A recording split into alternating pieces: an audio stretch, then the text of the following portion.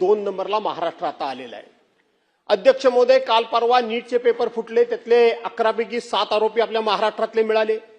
तो केंद्राचा विषय होता, आपण निवेदन करायला सांगितलं, आम्ही शांत बसलो। परंतु अध्यक्ष महोदय, टीईटी सारखी परीक्षा की जे या महाराष्ट्रातले प्राथमिक शिक्षक आहेत त्या शिक्षकांच्या गुणवत्तेसंदर्भामध्ये ही परीक्षा जर तुम्ही घेतली नाही तर तुम्हाला सर्व्हिसमधून निष्कासित करण्यात येईल किंवा तुम्ही रिटायर झाल्यानंतर तुम्हाला जो काही शासकीय लाभ मिळणार आहे तो मिळणार नाही असं सांगितल्यामुळे ही परीक्षा झाली।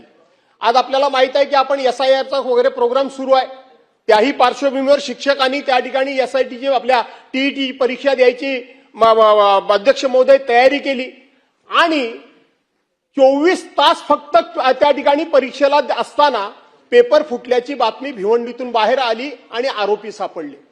अध्यक्ष महोदय, मी मेरिटवर बोलत नाहीये, आज अधिवेशन सुरू आहे, याचा प्रत्यक्षपणे संबंध हा महाराष्ट्र सरकारशी आहे आणि महाराष्ट्र सरकारची असल्यामुळं अधिवेशन सुरू असल्यामुळं उभा महाराष्ट्र वाट बघतोय की आपण या संदर्भामध्ये नक्की काय निर्णय घेताय किंवा सरकार म्हणून सरकारची भूमिका सरकार काय बजावतंय।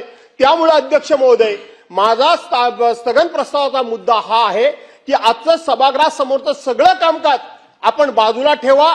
हा स्थगन प्रस्ताव पूर्णपणे निकषामध्ये बसत असल्यामुळं आपण तात्काळ या स्थगन प्रस्तावावर सभागृहामध्ये चर्चा सुरू करावी अशी आमची मागणी आहे अध्यक्ष महोदय।